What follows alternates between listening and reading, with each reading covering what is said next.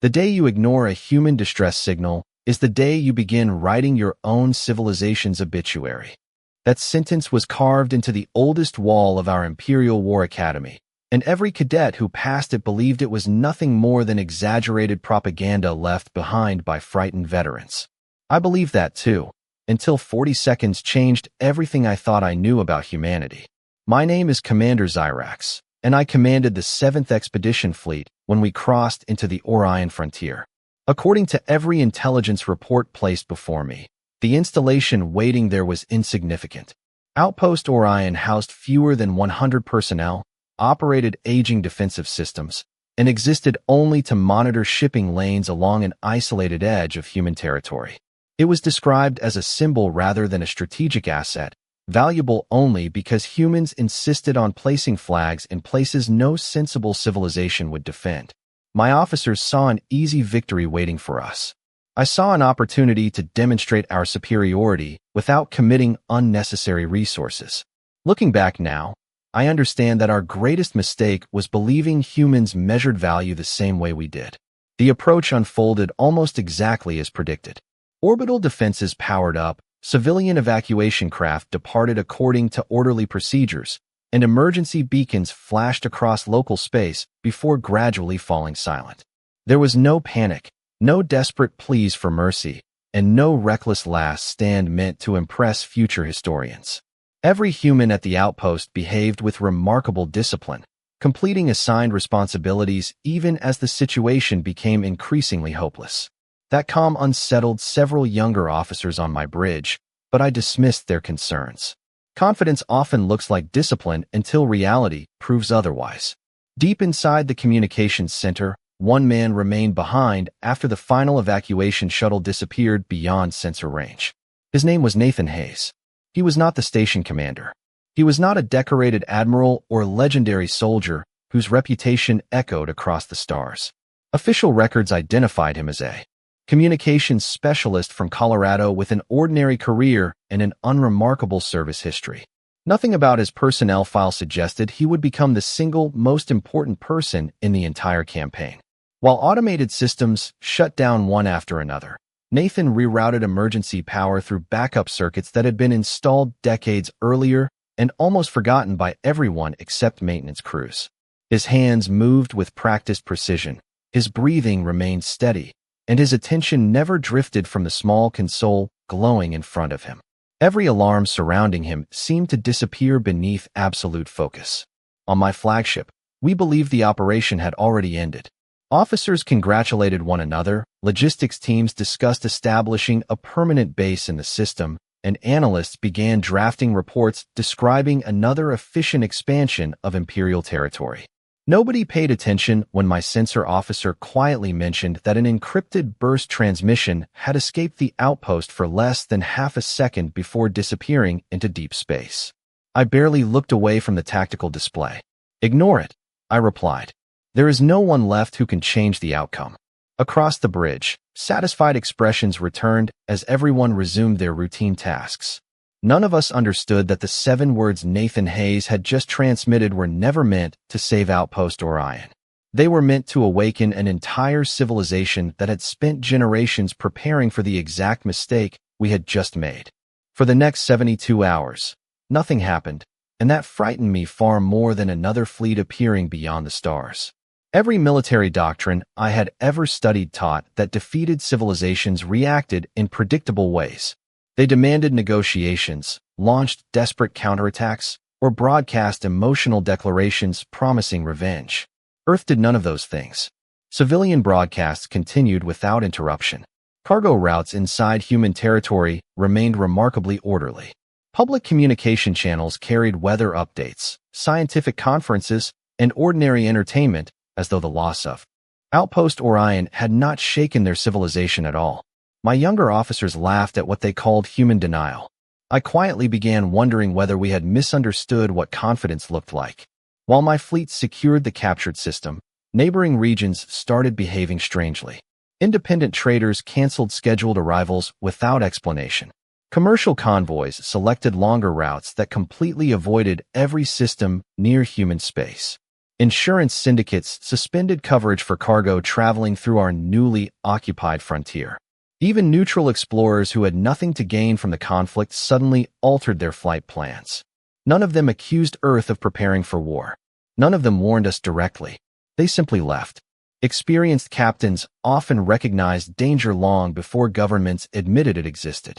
Unfortunately, I mistook their caution for irrational fear. Intelligence officers intercepted scattered conversations mentioning a classified human protocol called Black Echo. Every report contradicted the last.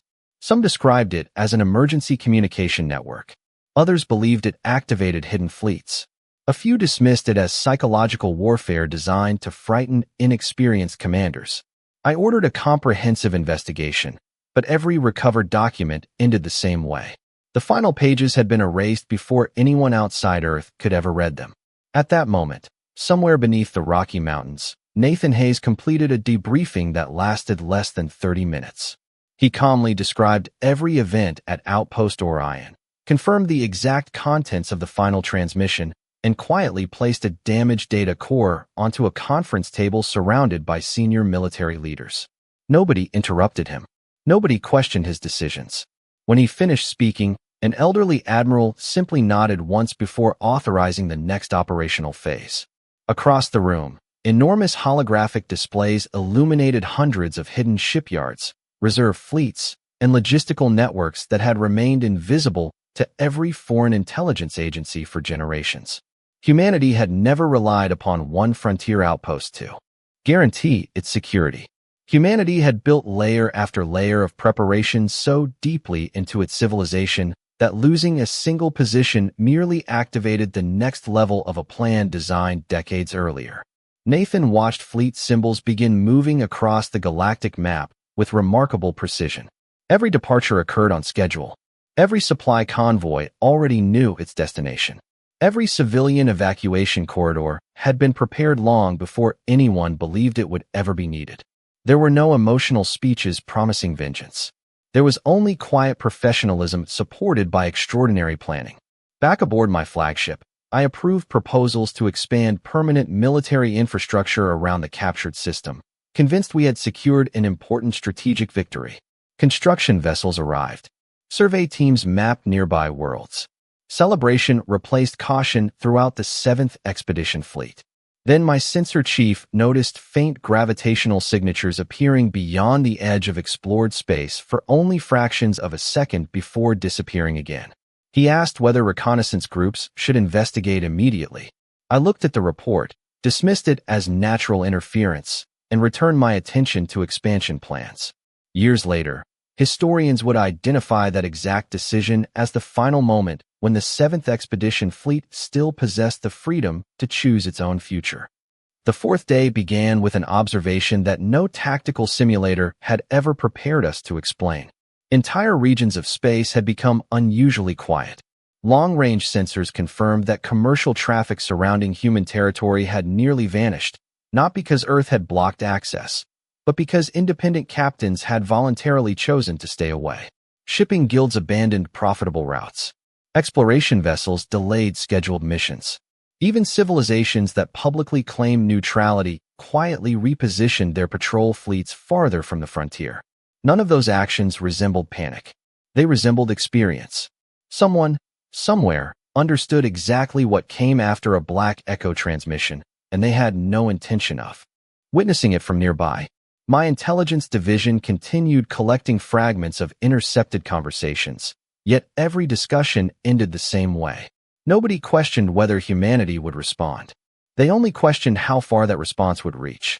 I rejected those rumors as exaggeration born from old legends. Our coalition had defeated stronger rivals before. We possessed greater numbers, wider territory, and centuries of military success. Statistics favored us in every measurable category. What statistics failed to measure was preparation hidden behind ordinary appearances. On Earth, Nathan Hayes had already left the secure command complex beneath the mountains and arrived aboard a carrier unlike anything foreign observers believed humanity possessed. The vessel rested inside an enormous concealed dock surrounded by dozens of equally advanced warships that had never appeared in any known registry. Engineers completed final inspections with remarkable calm, while logistics officers synchronized supply movements stretching across dozens of star systems. Nathan walked through the command deck, expecting tension before such a massive deployment. Yet the atmosphere reminded him more of experienced professionals beginning another workday than soldiers preparing for a historic campaign. Every crew member understood their assignment before receiving it. Every department operated according to plans refined across generations. A senior admiral quietly addressed the assembled officers with only one sentence. "We are here to ensure that no frontier family ever faces this day again." There was no applause because none was needed. Fleet icons illuminated across the holographic map as hundreds of task groups departed hidden facilities scattered throughout human territory. Some emerged from asteroid fields, others from orbital construction platforms disguised as civilian infrastructure, and still others from deep underground launch complexes concealed beneath mountains and frozen landscapes. Humanity had transformed patience into strategy long before anyone realized they were preparing. Back aboard my flagship, fresh reconnaissance reports finally reached my desk. Unidentified energy signatures continued appearing along multiple distant approach vectors, never remaining visible long enough for reliable tracking. I ordered additional patrols, believing we still had ample time to identify whatever anomaly disturbed our sensors. Hours later, those patrols returned with identical conclusions. Nothing hostile had been detected, yet every crew reported the same unsettling impression. Someone was watching them. As evening settled across the command deck, my sensor chief quietly enlarged the latest tactical display. Tiny contact markers had appeared around the outer limits of our operational map. They were not advancing quickly. They were not broadcasting threats. They simply occupied positions with deliberate precision, each one supporting another until an invisible pattern gradually emerged. Only then did I understand that humanity had not rushed toward revenge. They had quietly surrounded the future of our campaign before we even realized the campaign had truly begun. The first human fleet did not announce its arrival with triumphant broadcasts or dramatic declarations. It simply appeared exactly where our analysts insisted no fleet could possibly exist. Observation stations reported disciplined formations emerging simultaneously across multiple frontier systems, each one moving with remarkable precision and without unnecessary haste. Instead of charging toward our strongest positions, they secured navigation junctions, communication relays, and civilian evacuation corridors before our commanders even understood what objectives they had chosen. Every movement seemed ordinary by itself, yet together they formed a strategy so complete that our responses always arrived one step behind. On my flagship, tactical officers struggled to explain how dozens of independent human task groups maintained flawless coordination across distances measured in thousands of miles. Their formations adapted before our own maneuvers had fully developed. Reconnaissance vessels reached empty coordinates where human fleets had departed only minutes earlier. Supply convoys reported finding protected corridors already established by human escorts, allowing civilian traffic to move safely while military routes quietly disappeared from our control. The battlefield itself seemed to favor whichever side understood preparation better, and every passing hour suggested that humanity had mastered preparation long before the first ship crossed our frontier. Nathan Hayes watched the unfolding operation from the Combat Information Center aboard the carrier Resolute Horizon. Giant holographic displays surrounded him, each one tracking another sector where carefully synchronized fleets executed assignments with extraordinary discipline. There were no emotional celebrations as objectives were completed.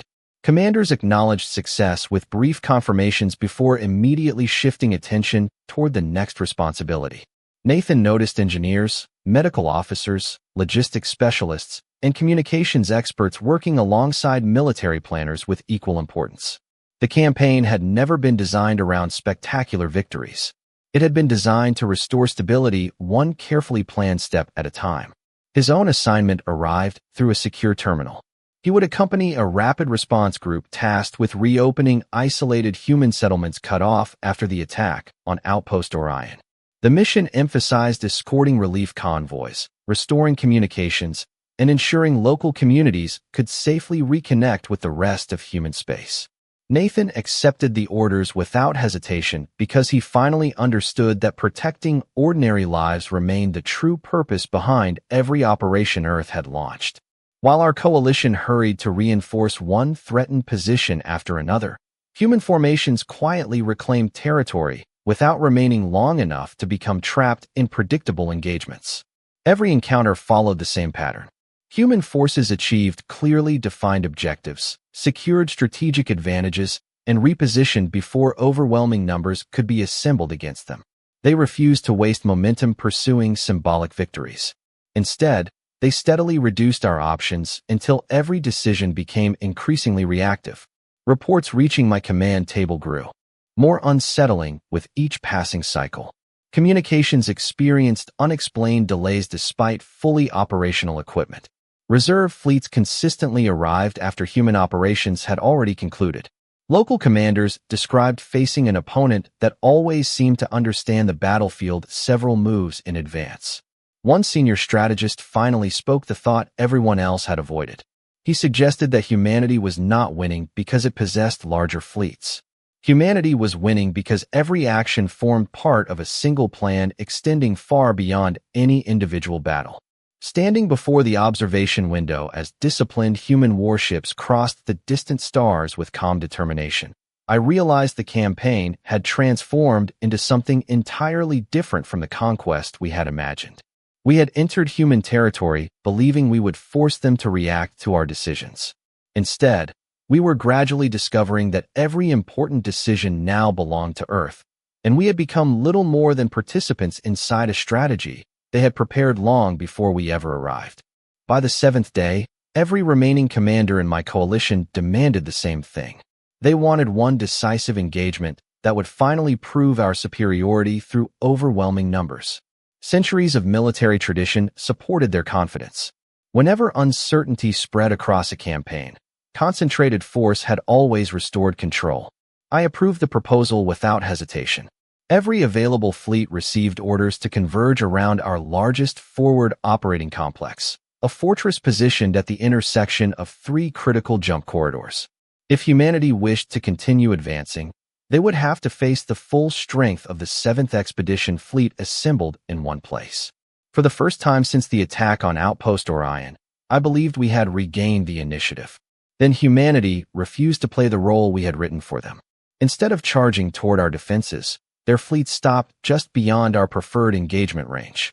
They remained perfectly organized, holding position hour after hour with extraordinary discipline.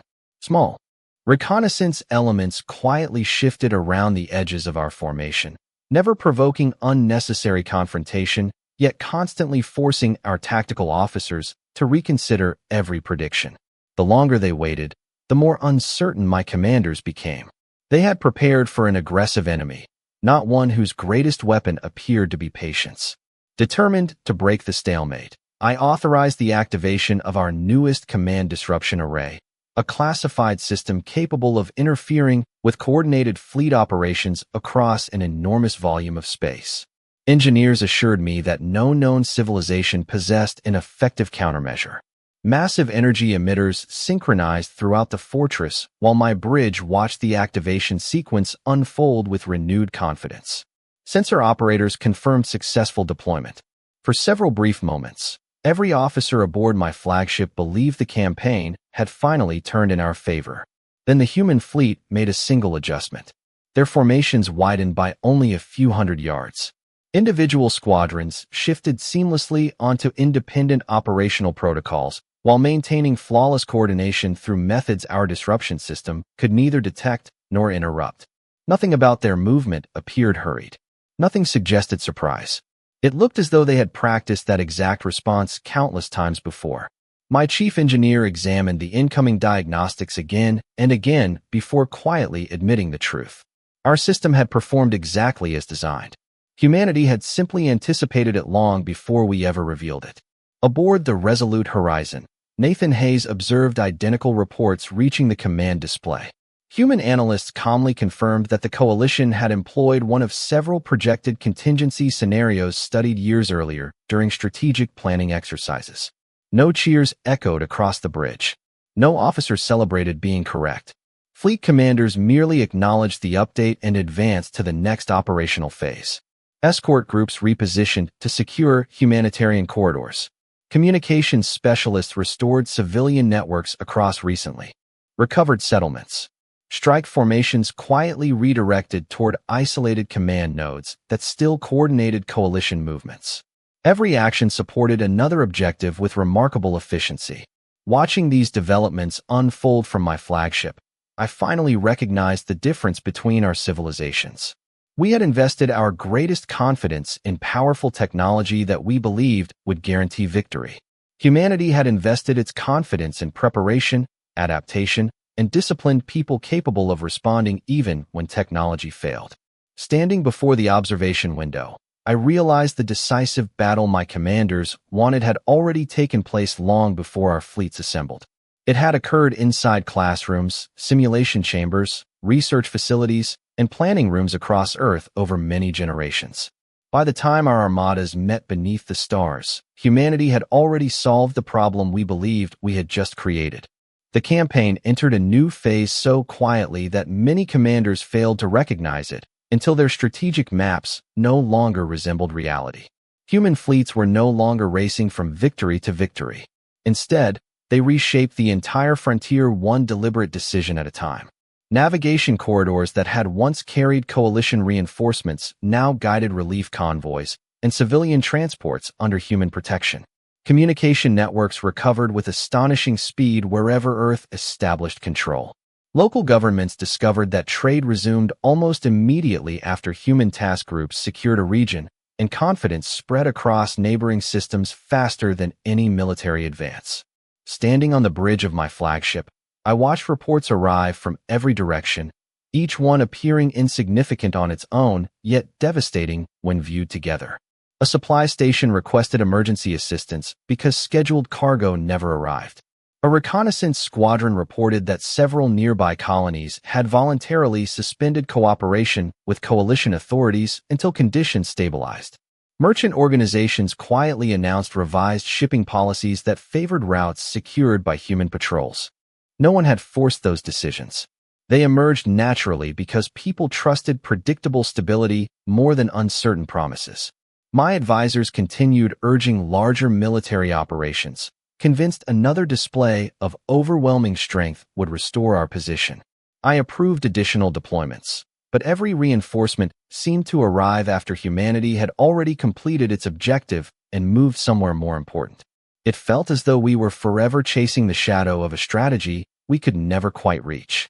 Aboard the Resolute Horizon, Nathan Hayes attended a strategic review unlike anything he expected. Instead of discussing dramatic battlefield successes, commanders focused on electrical grids restored to service, hospitals receiving uninterrupted supplies, communication relays brought back online, and schools reopening inside recently recovered settlements. Engineers received the same recognition as fleet captains. Medical teams were praised alongside tactical planners. Nathan slowly realized that Earth measured success by the number of ordinary lives returning to normal rather than the number of military objectives completed. That philosophy explained why every operation appeared so carefully restrained despite humanity possessing the momentum to push even harder. During the briefing, a senior admiral pointed toward a growing section of the holographic map illuminated in calm blue. Every system that returns to normal weakens the coalition more than another battle ever could, he explained. Nathan studied the expanding network of restored colonies and finally understood why preparation had mattered so much. Humanity was not simply reclaiming territory. Humanity was rebuilding confidence, and confidence encouraged more worlds to cooperate voluntarily. Back aboard my flagship, diplomatic channels became increasingly difficult to ignore. Several neutral governments formally requested permission to coordinate humanitarian shipments through human-controlled corridors rather than coalition space. Others quietly withdrew advisors from our command structure without offering public criticism. They did not celebrate our decline. They simply adjusted to the reality unfolding before them. Looking across the bridge, I saw experienced officers performing every duty with unwavering professionalism. Yet something essential had disappeared from their expressions. They no longer believed victory waited just beyond the next operation. They were beginning to understand what I had only recently accepted myself. Humanity had never relied on dramatic triumphs to dominate a campaign. They relied on patience, preparation, discipline, and the remarkable ability to leave every system stronger than they found it. In that moment, I realized the true battlefield had never been measured by fleets alone. It had always been measured by which civilization could convince the galaxy that tomorrow would be safer with them than without them. And humanity was winning that contest more completely with every passing day. The moment of understanding arrived without a dramatic surrender or a catastrophic defeat. It arrived through routine reports that no longer resembled the confident briefings I had received only days before. Coalition governors requested additional resources that no longer existed. Merchant alliances announced permanent changes to their trade routes. Neutral civilizations quietly withdrew military observers from our headquarters while expanding diplomatic missions to Earth. Nothing about those decisions appeared emotional. Every one of them reflected careful calculation. Across the frontier, more governments had begun trusting humanity to preserve stability than trusting our coalition to restore it. That realization unsettled every experienced officer aboard my flagship, because influence gained voluntarily could never be reclaimed through intimidation alone.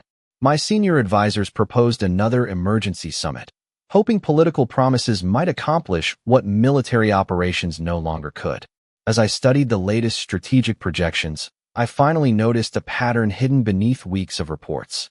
Humanity had never attempted to isolate us from the galaxy by force. They had simply demonstrated, system after system, that cooperation with Earth produced predictable security while continued support for our campaign. Produced growing uncertainty. Every liberated colony reopened schools, hospitals, communications, and commerce within days. Every restored shipping lane encouraged another neighboring government to reconsider its position. Human victories extended far beyond tactical maps, because each success quietly inspired confidence in the future. Aboard the Resolute Horizon, Nathan Hayes accompanied a delegation visiting one of the first settlements recovered after the opening stages of the campaign. Construction crews replaced temporary shelters with permanent homes, while engineers completed modern transportation hubs connecting the colony to nearby systems once again. Children played beneath newly restored lights. Merchants reopened storefronts, and local officials welcomed families returning after weeks of displacement. Nathan paused near the central square where an elderly resident thanked the relief teams for arriving exactly when they promised. Those simple words remained with him throughout the journey back to the carrier. Reliability, he realized, had become humanity's greatest strategic advantage. During the evening command briefing, fleet leaders confirmed that additional coalition worlds had requested humanitarian coordination rather than military confrontation. Some had never supported Earth before the conflict, yet they now recognized that human operations consistently protected civilian infrastructure, respected local governance, and restored normal life with remarkable speed. The senior admiral addressed the assembled officers with calm certainty. The campaign succeeds when people no longer fear tomorrow, he said. Everything else is secondary. Nathan looked around the room and saw complete agreement without a single unnecessary word. Every commander understood that lasting peace demanded far more discipline than winning battles. Back aboard my flagship, I stood alone before the observation window while countless stars stretched across the darkness ahead. I remembered dismissing the final transmission from Outpost Orion as meaningless. I remembered believing superior numbers guaranteed superior outcomes. Most of all, I remembered laughing at the Academy. Warning carved into ancient stone. Now I finally understood why veteran officers never smiled when humanity became the subject of conversation. They had already learned the lesson I had spent an entire campaign discovering. Humans did not become extraordinary because they possessed the largest fleets or the most advanced technology. They became extraordinary because every victory strengthened the lives they protected, every decision reflected decades of preparation, and every promise they made was quietly fulfilled. By the time I accepted that truth, the galaxy had already reached the same conclusion, and no fleet under my command possessed the power to change it. By the beginning of the fourth week, the galaxy no longer asked whether humanity would prevail. The only unanswered question was how they intended to end a campaign they already controlled. That distinction changed everything. Military observers stopped measuring the number of fleets under Earth's command and instead studied the remarkable restraint guiding every operation. Human formations advanced only when civilian evacuation routes had been secured. Engineering vessels consistently arrived beside logistics convoys. Medical transports followed immediately behind restoration teams. Every completed objective reduced uncertainty instead of increasing it. Watching those reports arrive across my command display, I finally understood that humanity was not trying to defeat an enemy. Humanity was rebuilding an entire region of space while the conflict still existed. My remaining advisors gathered around the strategic table one final time. The atmosphere felt different from every previous conference. Nobody proposed reckless offensives. Nobody argued for symbolic victories. Experienced commanders who had once spoken with absolute certainty now focused entirely on preserving what remained under our administration. They requested authorization to open protected humanitarian corridors, coordinate civilian transfers, and establish direct communication with human fleet headquarters. Their recommendations reflected neither fear nor surrender. They reflected professional recognition that the campaign had reached a point where responsible leadership mattered more than personal pride. I approved every request without hesitation because refusing them would accomplish nothing except prolong uncertainty for ordinary people who had never chosen this conflict.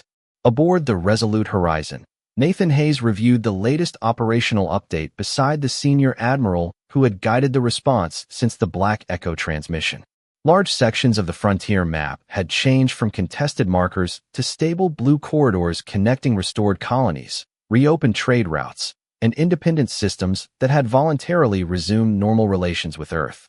Nathan expected the next order to involve another large deployment, yet the admiral quietly issued a different instruction. Several task groups would begin standing down so their crews could return home while reconstruction specialists assumed responsibility for the recovered sectors. Humanity had prepared just as carefully for peace as it had for war. Nathan smiled as he watched experienced officers welcome the decision without disappointment. Their purpose had never been endless campaigns. Their purpose had always been creating the conditions where campaigns were no longer necessary. Days later, representatives from dozens of civilizations assembled aboard a neutral diplomatic station positioned between former front lines. Human delegates arrived without extravagant ceremony. Coalition representatives arrived carrying revised agreements instead of demands. Independent observers quickly noticed something remarkable. Every proposal introduced by Earth emphasized future cooperation, transparent navigation rules, civilian protection, and mutual responsibility rather than punishment. The negotiations moved forward with surprising efficiency because most delegates had already witnessed humanity honoring every commitment throughout the campaign. Trust accomplished what intimidation never could. Standing quietly near the observation gallery, Nathan looked across the conference chamber and recognized Commander Zyrax entering alongside the remaining coalition leadership. Their eyes met briefly across the room. Neither man displayed triumph or resentment. They acknowledged one another with the quiet respect earned by professionals who had witnessed history unfold from opposite sides. In that silent moment, I realized the greatest defeat my coalition had suffered was not the loss of territory or influence. It was discovering that humanity possessed the rare ability to transform victory into stability instead of vengeance. That lesson spread farther than any fleet ever could. And as negotiations continued beneath the distant stars, the future of the galaxy quietly shifted toward a new standard written not through conquest, but through the disciplined promise that no forgotten frontier outpost would ever stand alone again. Years have passed since the campaign ended, yet every new officer entering the Imperial War Academy still pauses before the same stone wall where I once laughed at an old warning I believed belonged only to frightened veterans. This time, however, they do not hear myths. They hear my testimony. I requested that every classified record from the 7th Expedition Fleet be opened for military study because future commanders deserve the truth more than they deserve comforting legends. I begin every lecture the same way.